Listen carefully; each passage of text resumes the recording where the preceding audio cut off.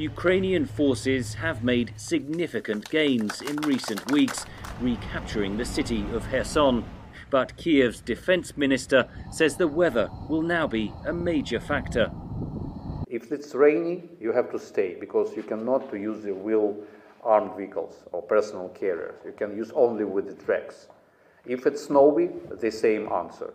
If it's not snowy, but you have a frozen, you have a hard ground, you can use wheeled vehicles. So it will depend on the weather conditions at the next stage of this campaign. Ukraine appears determined to make further battlefield gains. Winter will not stop us anyway.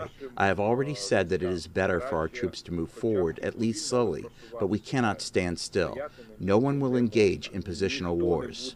Having been forced to retreat, Russian forces are now digging in. Ukraine says huge areas have been mined and bridges blown up. What manoeuvres do take place will be much more road-bound, and so it will be harder for either side to move without getting bracketed by artillery very quickly, because their movements will be that much more predictable. Conditions for troops on the ground will be tough. Being stuck out in foxholes and trenches in sub-zero temperatures for prolonged periods, especially in the Russian case with often very limited supplies and limited winter clothing, is not a recipe for good morale. Russia is targeting Ukraine's civilian infrastructure, including its electricity and running water, as the winter sets in. For civilians, life is increasingly difficult. The situation is that bread and canned food is all I eat. It's almost winter already, and it's terrifying. The West must help counter Russia's tactics, says Bronk.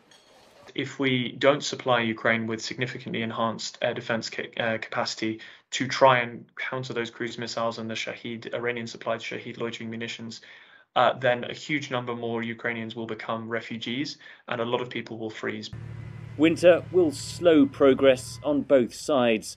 The key question, say analysts, is who will be better positioned to go on the offensive once the thaw begins next spring. Henry Ridgwell for VOA News, London.